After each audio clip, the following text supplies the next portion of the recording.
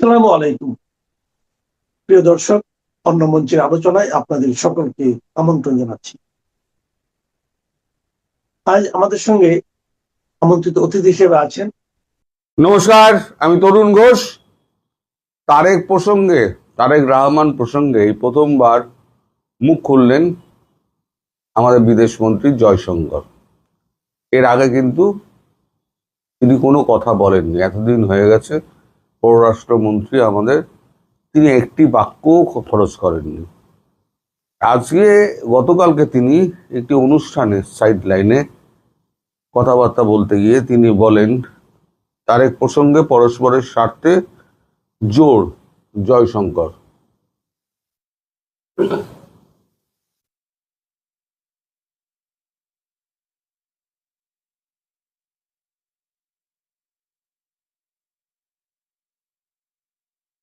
There is a technical glitch in my telephone, so I cannot upload this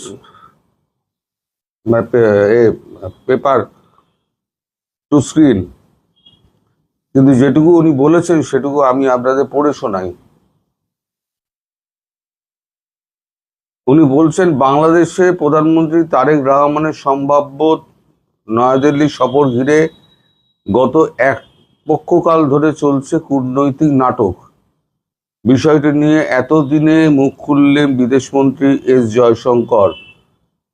এক আলোচনা সভায় দিল্লি ঢাকার এই চাপানোতর নিয়ে তার মন্তব্য, যে কোনো সম্পর্ক টিকিয়ে রাখতে হলে পারস্পরিক স্বার্থ রক্ষার পরীক্ষায় পাশ করতে হবে। অর্থাৎ কোনো স্বার্থকে অগ্রাধিকার দিয়ে আপনি যদি বিটুইন দ্য লাইন, আমি বলছি, আপনি যদি কোনো সম্পর্ককে এগিয়ে নিয়ে যেতে চান তাহলে সেই সম্পর্ক কোনোদিনও চিরস্থায়ী হবে না এবং সম্পর্ক এগোবেও না। তার আরো বক্তব্য যে আমাদের এখানে যে প্রচেষ্টাটা দীনেশ ত্রিবেদী করেছেন সেটা প্রশংসনীয়। তিনি সব রকমভাবে বুঝিয়েছেন, কিন্তু ঢাকা কর্তৃপক্ষ এ ব্যাপারে কোনো নজর টজর দেয়নি। তার একটা আন্দাজ যে ইসলামিক দল তারেক রহমানকে আস্থা দিচ্ছে না। এটা নিশ্চয়ই তিনি খবর পেয়েছেন, নইলে তিনি এই কথাটা বলবেন কেন? জামায়াতের লোকজন তাকে আস্থা দিচ্ছে না। অর্থাৎ ভারত এবং বাংলাদেশের সম্পর্ক একটু মসৃণ হোক, সমস্যাগুলো মিটুক, তাহলে পরে যে ভারত বিরোধিতার যে জিগিরটা, এই সমস্যা মিটে যায়, তাহলে জিগিরটা তার থাকবে না, তাহলে তাদের ফেস ভ্যালু কমে যাবে। এই ফেস ভ্যালু যাতে না কমে যায় তার জন্য এই রাজনৈতিক তাসটি খেলছেন। আমি এই খবরটা পড়ার পর আমি এই যে আপনাদের যেখানে বাংলাদেশিরা থাকেন না, আপনাদের ওই হোটেলগুলো, আমি সেখানকার খবরটা বড়, সেখানকার অবস্থাটা আপনারা বুঝতে পারবেন। হ্যাঁ, সাদা স্ট্রিট, সেখানকার অবস্থাটা বুঝতে পারবেন। আপনারা এসে সস্তায় হোটেল খোঁজেন, তো হোটেলগুলোর কি অবস্থা আমি আপনাকে বলবো। তো জয়শঙ্করজি বলেছেন যে ভারত কিন্তু আগ্রহী ছিল। এখন আমাদের দেশে এরকম অনেক সমস্যা আছে। মেহুল চস্কি, সে ভারতবর্ষে 18,000 কোটি টাকা মেরে দিয়ে সে চলে গেছে, লন্ডনে পালিয়ে বসে আছে এবং মামলা করে বসে আছে। কিংফিশারের মালিক তিনিও একই। তা আমরা যদি বলি এখন লন্ডন মানে ব্রিটিশ গভর্নমেন্টকে যে ওকে ফেরত না দিলে আমরা কূটনৈতিক সম্পর্ক বজায় রাখবো না, এটা কি পারস্পরিক স্বার্থ থাকছে না। ব্যক্তি কখনো স্বার্থের মধ্যে আসতে পারে না। কূটনীতি আলাদা, ব্যক্তি আলাদা। শেখ হাসিনা একজন ব্যক্তি। আমি আলোচনার টেবিলে যখন বসবো তখন পয়েন্ট সাজিয়ে আমি বসবো, সেই পয়েন্টগুলোতে কোনটাতে আমরা সহমত হলাম, কোনটায় আমরা দ্বিমত প্রকাশ করলাম, সেগুলো নিয়ে আরো আলোচনা হতে পারে। দরকার হলে 2 দিনের জায়গায় 3 দিন আলোচনা হতে পারে।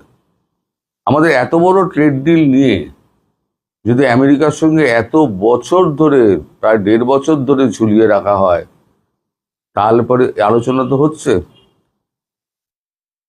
এই গঙ্গা চুক্তি আছে, তারপর আপনার ডিজেল আছে, ট্রান্সশিপমেন্ট আছে, তারপর তুলা রপ্তানি আছে, তারপর বর্ডার ইস্যু রয়েছে, এরকম এরকম বহু সমস্যা কিন্তু রয়েছে। এই সমস্যাগুলোকে এক এক করে কিন্তু সমাধান করা যেত, কিন্তু উনি যদি নাই আসেন এবং জামায়াত যদি নাই আসতে দেয়, তাহলে পরে এই সমস্যার সমাধান জীবনে হবে না এবং সম্পর্ক আরো তলানিতে যাবে। এটা হচ্ছে ওনার মোদ্দা বক্তব্য, যেটা আমি তুলে ধরতে পারছি না এখানে। আবার এখানে যেটা আমি আপনাকে বলছিলাম, আপনারা কোথায় থাকেন এসে। আমি একবার একটা এতে গেছিলাম, এটা হোটেলে গেছিলাম একজনের সাথে দেখা করতে গিয়ে আমি দেখি যে হোটেলে আমি মানে দরজাটা খুললো, আমি লাফ দিয়ে খাটে উঠলাম এবং এত অলি গলি, যেখান থেকে বেরোবে একটাই, কোনো এক্সিট রুট নেই, দ্বিতীয় একটাই এক্সিট রুট, সেটা ওই রিসেপশন দিয়ে, যাতে লোক পয়সা না দিয়ে পালাতে না পারে। এটা হচ্ছে ওদের একটা মানে ভ্রান্ত ধারণা, কেউ পয়সা না দিয়ে কেউ চলে যায় না, সবাই পয়সা দিয়ে যায়, এই পয়সা দিয়ে থাকে এবং পয়সাটি মিটিয়ে তারা চলে আসে। 2-4 জন হয়তো থাকে এরকম এরকম, তো তার জন্য সমস্ত লোককে বিপদে ফেলা এটাও ঠিক নয়। এখন এটা কি হয়েছে জানেন, 2 কামরার ফ্ল্যাট বদলে 5 ঘরের হোটেল। দেখুন, 2 কামরার ফ্ল্যাটকে ভেঙে 5 কামরার হোটেল। তার মানে আমার এই ফ্ল্যাটটাকে আমি ভেঙে দিলাম, ভেঙে দিয়ে বিভিন্ন দরজা ফরজা করে আমি 5খানা হোটেল, 5খানা বেড আমি ফেলে দিলাম। তার মানে কি একই জায়গায় আমি 5টা ঘরের ভাড়া পাচ্ছি। আমাদের এখানে যে আপনার এই পুর দপ্তর আছে না, তারা নাকে সর্ষের তেল দিয়ে ঘুমোয়। যখন এই সমস্ত ঘটনা ঘটে তখন তাদের মানে টনক নড়ে। এখনই এতজন মারা যাওয়ার পর কজন মারা গেছে আমি পড়ছি একটুখানি। কলকাতার যে হোটেলে অগ্নিকাণ্ডে 7 জন বাংলাদেশি সহ 9 জনের প্রাণ চলে গিয়েছে, সেটি আদতে একটি 2 কামরার ফ্ল্যাট, মাপ বড়জোর 750 বর্গফুট। তার থেকে আমার ফ্ল্যাট অনেক বড়, সেখানে 750 বর্গফুটেই তারা 5টা ঘর করেছে। রবিবার ওই হোটেলের মালিক বীরেশ্বর মিত্রকে আদালতে তোলার সময় উঠে এলো এমনই নানা তথ্য। সরকারি আইনজীবী দাবি করলেন, ফ্ল্যাটের ভুল বদলে কয়েক বছর ধরে হোটেল চালানো হচ্ছে, সে ব্যাপারে সম্পূর্ণ অন্ধকারে ছিল কলকাতা পুরসভা। এমনকি অতীতে একসময় নিজের নামে দমকলের ছাড়পত্র, ফায়ার লাইসেন্স নিজে কার্যত কোনো রকমে নিয়ে রেখে দিয়েছিলেন, কিন্তু রিনিউ করেননি। কোনো মাসুল দিয়ে তারই মাসুল দিতে হয়েছে এই 9 জনকে, যারা নির্দোষ। সুতরাং এনার শাস্তি অবশ্যই কাম্য। এবার আপনি ভাবুন, আরো আছে এখানে, আর আপনারা এই সস্তায় হোটেলে থাকার জন্য আপনারা নিউ মার্কেটের কাছাকাছি থাকবেন। নিউ মার্কেট ছাড়া, সাদা স্ট্রিট ছাড়া আপনাদের মন রয়েছে না, কিন্তু জীবনটা তো আগে। আমি সবসময় বলি জীবন আগে। আপনারা কিন্তু একটু এদিক ওদিক চত্বরে গেলে কিন্তু আপনি 1200 টাকায় ভালো হোটেল পেয়ে যাবেন। দরকার হলে আমায় ফোন করবেন, আমি আপনাদের বলে দেবো কোথায় কোথায় হোটেল আছে। ওখানে অ্যাভেলেবেল হোটেল, 1200 টাকায় আপনি ডাবল বেডরুম উইথ মানে আপনার সকালবেলার ব্রেকফাস্ট, হ্যাঁ ওটা আপনি পেয়ে যাবেন। এবার খাবার তো আপনার নিজের, আপনি হোটেল থেকে খেলেন কি বাইরে থেকে খেলেন। এই যে আপনারা সব গিয়ে সাদা স্ট্রিটে জড়ো হন না, এখন সাদা স্ট্রিটের হোটেলগুলো সমস্ত এখন ওই পুরসভা লাইসেন্স দেখছে আর একটা একটা করে বন্ধ করছে। এবার যারা আসবেন তারা হয়তো দেখবেন অর্ধেক হোটেল বন্ধ। এবং বহুদিন আগে থেকে আমি বলছি যে এই হোটেলগুলোকে ভাঙার জন্য কিন্তু সরকার উঠে পড়ে লেগেছিল। এটা তৃণমূল সরকার করতে চেয়েছিল, কিন্তু তিনি ভোটের জন্য করতে পারেননি। ওখানে অনেক ভোট আছে, তৃণমূল সরকার তো ভোটের জন্য অনেক কিছু করতে পারে, তাও হোটেলগুলো ইচ্ছা থাকলেও উনি ভাঙতে পারেননি। এই সরকারও নাকে সর্ষের তেল দিয়ে ঘুমোচ্ছে, যখন কিছু হয় তখন তাদের টনক নড়ে এইবারেতে ব্যবস্থা নিতে হবে। তার মানে মৃত্যু না হওয়া পর্যন্ত সরকারের টনক নড়বে না, মৃত্যু হোক তারপর টনক নড়বে।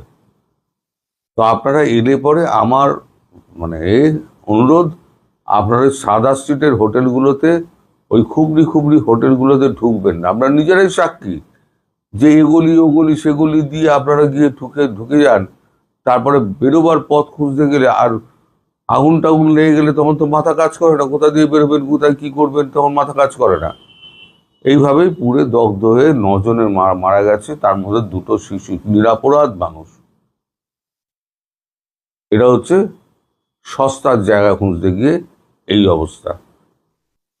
আশা করি আপনারা আমার এই অনুরোধটা রাখবেন। আপনারা আশেপাশের হোটেল দেখুন, আমায় ফোন করুন, আমি আপনাদের সাহায্য করব, কিন্তু সাদা স্ট্রিটের হোটেলে যাবেন না। ঘুরতে যান, খেতে যান, সবই কিন্তু আপনার ওয়াকিং ডিস্টেন্সে আছে। সবাইকে নিউ মার্কেটের মধ্যেই থাকতে হবে এমন কোনো মানে নেই। সবাই ভালো থাকবেন, সুস্থ থাকবেন, সাবধানে থাকবেন। নমস্কার। আসসালামু আলাইকুম প্রিয় ভাই বোনেরা, অত্যন্ত চাঞ্চল্যকর একটি খবর প্রকাশিত হয়েছে। এই যে বিগত কয়েকদিন ধরে আমরা দেখে আসছি, ইন্ডিয়া বাংলাদেশের প্রধানমন্ত্রীকে সে দেশে সফর করানোর জন্য উদ্গ্রীব হয়ে গেছে, ব্যাকুল হয়ে গেছে, পাগলপাড়া হয়ে গেছে। কি কারণে এরকম হয়েছে, এই পিছনের কারণ বেরিয়ে এসেছে। এই খবরটা এতদিন অজানাই রয়ে গিয়েছিল, সেই বিষয়টি আপনাদের সাথে আজ একটু শেয়ার করি চলেন। মূলত এই সকল জল্পনা কল্পনার পিছনে একটি বিষয় কাজ করেছে, মক্কা জোট। মক্কা জোট বুঝতে পেরেছেন তো? মক্কা জোট মানে আপনারা জানেন যে পাকিস্তান, সৌদি আরব এবং তুরস্ক, এই 3টি দেশ মিলে একটি সামরিক চুক্তি হয়েছে। চুক্তিটা হয়েছে সৌদি আরবের মক্কাতে বসে, যার কারণে এই চুক্তিটির নাম দেওয়া হয়েছে মক্কা জোট। এখানে চুক্তির মূল কথা হচ্ছে, এই 3টি দেশের কোনো একটি দেশ যদি অন্য একটি দেশ দ্বারা আক্রান্ত হয়, বহির্শত্রু দ্বারা আক্রান্ত হয়, তাহলে ধরে নিতে হবে যে আমি নিজেও আক্রান্ত হয়েছি, জোটভুক্ত এই 3টি দেশ। এটা তো খুবই ভালো কথা। তাহলে ভারতের এখানে মাথা ব্যথা কেন? হ্যাঁ, ভারতের মাথা ব্যথার কারণ আছে। মূলত এই জোটটা গঠনের অন্যতম নেপথ্য কারিগর চীন। চীন কেন এই জোটটা গঠন করে দিলেন সেটারও একটা ব্যাকগ্রাউন্ড আছে। চীন দীর্ঘদিন ধরে আমেরিকার সাথে মনে মনে একটা টক্কর দিচ্ছিল, এবং এটা মূলত 2009, 10, 11 এই সাল থেকে শুরু হয়েছে। এই সময় থেকে এখন চীন টক্কর দিতে গিয়ে দেখলো যে আমি আমেরিকার সাথে পেরে উঠবো না কয়েকটা বিষয়ে। নাম্বার 1 হচ্ছে তার সামরিক শক্তি আমেরিকার সমকক্ষ তখনও সে অর্জন করতে পারে নাই। ওই সময়ে আমেরিকার বিমানবাহী রণতরী ছিল 19টা, আর চীনের হাতে তখন একটি মাত্র রণতরী, তাও সেটা লক্কর ঝক্কর ভাঙাচোরা। এরপরে তার অর্থনৈতিক দিকটা পরিমাপ করতে গিয়ে দেখলো যে তার অর্থনীতিও আমেরিকা থেকে ভঙ্গুর, সে খুব বেশি পেরে উঠবে না। ওই সময় আমেরিকা অর্থনৈতিকভাবে আবার ফ্রান্স, ইটালি, রাশিয়া এই দেশগুলোকে টক্কর দেওয়ার জন্য, ওই দেশগুলো তখন প্রযুক্তিগত দিক থেকে এগিয়ে ছিল। আমরা জানি ওই সময় আমরা শুধু মোবাইল ফোন কিনতাম, হাঙ্গেরির মোবাইল ফোন। ফ্রান্স ওই সময় অনেক এগিয়ে গিয়েছিল। সে তখন চিন্তা করলো এদের সাথে টক্কর দিতে হলে আমার তাহলে কার দরকার? চীন তখন আমেরিকার কাছ থেকে বিভিন্ন প্রযুক্তি কিনে, টেকনোলজিক্যাল যে সমস্ত প্রযুক্তি আছে এগুলো কিনে সে কিন্তু প্রযুক্তির দিক থেকে এগিয়ে গেল। প্রযুক্তির দিক থেকে এগিয়ে যাওয়ার পরেই চীন কিন্তু মূলত এই 15-16 সালের দিক থেকে ধাপ করে অর্থনীতি তার উঠে গেল। এরপরে যখন এই সক্ষমতা সে পুরোপুরি অর্জন করে ফেললো, তখন চিন্তা করলো তাহলে আমেরিকার সাথে এখন আমার টক্কর দেওয়ার সময় এসেছে। তাহলে আমার কাকে কাকে দরকার? সে শখ কষলো, দেখলো যে আমেরিকা কার সাথে তার সম্পর্ক খারাপ, কার সাথে তার সম্পর্ক ভালো, সেই দেশগুলো তার লাগবে। এটা খুঁজতে গিয়ে দেখা গেল মধ্যপ্রাচ্য পুরা আমেরিকার কবজায়, একেবারে আমেরিকার পেটের ভিতরে মধ্যপ্রাচ্য ঢুকে গেছে। চীন এবার এখানে একটু ছুরি ফেললো, তাহলে এই জায়গাটায় আমার কাজ করতে হবে। ইরাকের সাথে ইরানের যুদ্ধের পরে ইরান যখন ওইখানে জয়লাভ করলো ইরাকের সাথে, তখন চীন চিন্তা করলো হ্যাঁ একে দরকার। আমেরিকার নজর গেল এবার ইরানের দিকে, যে এইটা তো মধ্যপ্রাচ্যের একটা শক্তি হয়ে উঠছে, তাহলে একে তো থামাতে হবে। তখন এই যে বিভিন্ন সুতা খোঁজা শুরু করলো, ওকে ধরার জন্য। এটা কিন্তু দীর্ঘদিন ধরে চলে আসছে, আজ ধরি কাল ধরি, এই ধরি ধরি করতে করতে কিন্তু এই যে 2026 সালে এসে কিন্তু সরাসরি হামলা করে বসলো, ধরেই বসলো। কিন্তু ততক্ষণে তো জল অনেক দূর গড়িয়ে গেছে, ইরান অনেক শক্তি অর্জন করে ফেলেছে। তাহলে চীন তখন চিন্তা করলো যে ইরান যেহেতু এখানে উঠেই গেছে, এইটাকে আমার দরকার। চীন ইরানের সাথে একটা চুক্তি করে ফেললো, এমন একটা চুক্তি, সামরিক চুক্তি, তোমার উপরে যদি কোনো দেশ আক্রমণ করে তাহলে ধরে নেবো এটা আমি আক্রান্ত হয়েছি, আর আমার উপরে যদি কেউ আক্রমণ করে তাহলে তুমি ধরে নেবা যে এটা তুমি আক্রান্ত হয়েছো। তাহলে আসো আমরা এমন একটা চুক্তি করি, সামরিক চুক্তি, যেটা আমাদের পারস্পরিক এই নিরাপত্তা জনিত ব্যাপারগুলো দেখবে। তখন রাশিয়াও এসে এর সাথে যোগ দিল, বিভিন্ন প্রযুক্তি দিয়ে সহযোগিতা করা শুরু করলো। আর ইরান হচ্ছে ওই ধরনের একটি চালাক চাকর। মালিক বললো যে চা বানিয়ে আনো, চাকর বললো যে স্যার আমি তো চা বানাতে জানি না। তখন বললো যে আরে গাধা, তুমি চা বানাতে জানো না, এসো যে এইভাবে বানাতে হয়। তখন ওই চাকর দেখে নিল মালিকের কাছ থেকে কিভাবে চা বানাতে হয়। এইবার এইটাকে সে বিভিন্ন ভাবে রেকটিফাই করা শুরু করলো যে চার সাথে আর কি কি লাগে। হঠাৎ করে একদিন চায়ের সাথে সিঙ্গারাও এনে দিল যে স্যার খান, যে এটা তুমি কোথায় শিখলে? বললো যে আপনি চা বানাইছেন, এইভাবে আমি বিভিন্ন জিনিস গবেষণা করে বানিয়ে ফেলেছি। তো ইরান হচ্ছে এরকম, চীনের কাছ থেকে বিভিন্ন প্রযুক্তি নিয়েছে, প্রযুক্তি নিয়ে ওইগুলোকে গবেষণা করে করে ওইটা থেকে আলাদা ধরনের আরেকটি সামরিক অস্ত্র বানিয়ে ফেলেছে। বিভিন্ন সময় বিভিন্ন জায়গায় যে দ্রোনগুলো ছুড়েছে, ওই দ্রোনগুলো নিয়েছে, কালেক্ট করেছে, ওর ধ্বংসাবশেষগুলো নিয়ে চিন্তা ভাবনা করেছে যে আসলে কি আছে এখানে, এর ভিতরে কি কি প্রযুক্তি তারা ব্যবহার করেছে, কি করে এইটা উড়িয়ে এইভাবে আসলো, সবকিছু বিচার বিশ্লেষণ করে সে ওর থেকে উন্নত মানের দ্রোন বানিয়ে ফেলেছে। এরকম চালাক চাকর। তাহলে এখানে সে ইরানকে পেয়ে গেল আমেরিকার সাথে টক্কর দেবার জন্য। তাহলে তার একটা হাত হয়ে গেল, একটা শক্তি তার তৈরি হয়ে গেল। এরপরে সে চিন্তা করলো মধ্যপ্রাচ্যে তো এখনো আমেরিকার ক্ষমতা অক্ষত রয়েছে, কি করা যায়? তখন সে দীর্ঘদিন ধরে পাকিস্তানকে বলা শুরু করলো যে আমেরিকা তো তোমার উপরে যে কোনো মুহূর্তে বিলা হয়ে যেতে পারে, তাহলে তোমার এমন সক্ষমতা অর্জন করতে হবে যে ওইটা থেকে তোমাকে অন্য তোমার মুসলিম কেউ যাতে তোমাকে রক্ষা করতে আসে। তাহলে কাকে কাকে নেওয়া যায়? চীন এখানে বুদ্ধি দিয়ে দিল যে এমন কিছু দেশকে লাগবে যারা মুসলিম বাট এন্টি আমেরিকান, আমেরিকা বিরোধী যাদের মনোভাব আছে, এই জাতীয় লোক লাগবে। তাহলে কাকে নেওয়া যায়? বলে যে তুমি তুরস্ককে নাও, তুমি সৌদি আরবকে নাও, তুমি মিশরকে নাও, আর সাথে বাংলাদেশকে নাও। এই কয়টা দেশ নিয়ে আপাতত যাত্রা শুরু করো। এখন এই জোট গঠন করতে গিয়ে দেখা গেল মিশর একটা অসুবিধাজনক অবস্থায় রয়েছে, যেহেতু এই মুহূর্তে সে আমেরিকার সাথে তার খুব ভালো দহরম মহরম, ইসরায়েলের সাথে তার খুব ভালো দহরম মহরম। এই মুহূর্তে যদি তাকে নেওয়া যায় এই জোটে, তাহলে এখান থেকে তার যে খবরগুলো আছে এগুলো লিক হয়ে যেতে পারে। তাহলে মিশরকে বাদ দিয়ে তুরস্ক, সৌদি আরব এবং পাকিস্তান এরা আপাতত জোটভুক্ত হলো। আর বলে দিল যে অন্য কোনো দেশ, মিশর বা বাংলাদেশ, এরাও চাইলে অংশগ্রহণ করতে পারে, বা অন্য কোনো মুসলিম দেশও অংশগ্রহণ করতে পারে। এটা সবার জন্য আমাদের দরজা খোলা। আমরা কেউ কারোর উপরে আক্রমণ করার জন্য এই জোট গঠন করছি না, আমরা নিজেদের নিরাপত্তার জন্য এই জোট গঠন করছি। মজার ব্যাপার হচ্ছে এই জায়গায় কিন্তু ইরানেরও সমর্থন রয়েছে। এখন ইরান এদেরকে বলে দিয়েছে যে দেখো, আমি যদি তোমাদের এই জোটে ঢুকি তাহলে তো আমেরিকা তোমাদের উপরে ছড়ি ঘোরাবে বা এই জোট হতে দেবে না। আমি তোমাদের বিরোধিতা করব, কিন্তু মূলত আমি তোমাদেরই লোক, আমি এই জোটকে স্বাগত জানালাম। আর উপরে বলবো যে এই জোটকে আমরা ঘৃণা করি, এটাকে আমরা প্রত্যাখ্যান করলাম। এরকম একটা চাল কিন্তু ইরান দিয়ে দিল, যার কারণে আপনারা লক্ষ্য করেছেন যে ইরান কিন্তু বলে দিল যে এই জোট একটা অকার্যকর জোট, এটা কিচ্ছু করতে পারবে না। মনে মনে কিন্তু তার ঠিকই এই জোটের প্রতি সমর্থন রয়েছে এবং বলছে তোমরা এগিয়ে যাও। এরপরে চীন বলে দিল যে এইখানে কিন্তু তোমার বাংলাদেশ লাগবে এই জোটের ভিতরে, কারণ বাংলাদেশের উপরে অন্য কারো একচ্ছত্র খবরদারি এটা হতে দিব না। আর এমন একটা জায়গায় বাংলাদেশ অবস্থান করছে যে জায়গায় ভারত তার উপরে ছড়ি ঘোরাতে চাইবে, সুতরাং বাংলাদেশকে আমাদের লাগবে, ওই বলয় থেকে বের করে আনতে হবে। তাহলে কি করা যায়? তাহলে বললো তুমি বাংলাদেশকে আমন্ত্রণ জানাও, বাংলাদেশ ধীরে ধীরে এই জোটে প্রবেশ করুক। এরপরেই কিন্তু সৌদি আরবের রাষ্ট্রদূত তারেক রহমানের সাথে এসে তিনি বলেছেন যে আপনি আসেন, এখানে আসেন, এসে আমাদের সাথে কথা বলেন, আপনার দরকার। এই খবর জানার সাথে সাথে কিন্তু ভারতের মাথা খারাপ হয়ে গেছে। ওদিকে পাকিস্তান এবং চীনের তো আগেই একটা চুক্তি আছে যে এই দুই দেশের ভিতরে যে দেশ আক্রান্ত হবে, ধরে নিতে হবে আমি নিজে আক্রান্ত হয়েছি, তাহলে ভারতের এখানে পাকিস্তান হারিয়ে গেল, চীন হারিয়ে গেল, এখন তার একমাত্র দেশ হচ্ছে বাংলাদেশ। তাহলে বাংলাদেশের উপরে সে শেখ হাসিনাকে দিয়ে বিগত সময়ে যা করিয়েছে, এখান থেকে শেখ হাসিনা ক্ষমতাচ্যুত হলো, এই দেশ তার হাতছাড়া হয়ে গেল। এখানে একটা অ্যান্টি ইন্ডিয়ান ভয়েস রেইজ হলো। আর ওদিকে যখনই সৌদি আরব এসে তারেক রহমানকে ডেকে নিয়ে গেল, দাওয়াত করলো যে মক্কা জোটে আপনি আসেন, নেপথ্যে ইন্ধন দিচ্ছে কে? চীন। ভারত তো এটা জেনে গেছে। এই জেনে যাওয়ার পরে তার এবার মাথা খারাপ হয়ে গেছে। সে এমন ভাবে উদ্গ্রীব হয়ে গেছে, উতালা হয়ে গেছে, যে কোনো মূল্যে বাংলাদেশ যাতে এই মক্কা জোটে অংশগ্রহণ করতে না পারে, যোগ দিতে না পারে, এই জন্য তাকে যে করেই হোক প্রধানমন্ত্রী তারেক রহমানকে ভারতে এনে তাকে বোঝাতে হবে, তার ব্রেন ওয়াশ করতে হবে, ভয়ভীতি দেখাতে হবে, যে করেই হোক তাকে ওখান থেকে বিরত রাখতেই হবে।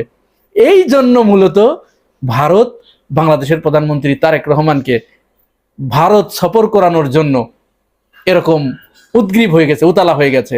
যখন কোনোভাবেই কাজ হচ্ছে না, তখন কূটনৈতিক যখন ব্যর্থ হচ্ছে, তখন তার গোয়েন্দা সংস্থাকে পাঠিয়েছে, চাপ প্রয়োগ করছে। এখন তো সরাসরি ভারতের কূটনীতিবিদরা এরা প্রকাশ্যে বলা শুরু করেছে, গালমন্দ শুরু করছে।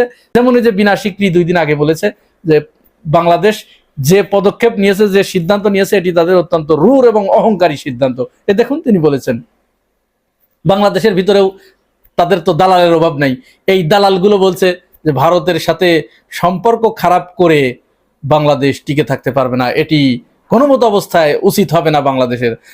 আর এক দালাল, সবচেয়ে বড় দালাল, যে ভারতের প্রকাশ্য পা চাটা দালাল, যেটা জাতীয় পার্টি, সেই জাতীয় পার্টির যে জিএম কাদের, যাকে নিয়ে গিয়েছিল এবং তিনি এসে বললেন যে ভারতের সাথে আমার কি কথা হয়েছে সেটি আমি আপনাদেরকে বলতে পারবো না।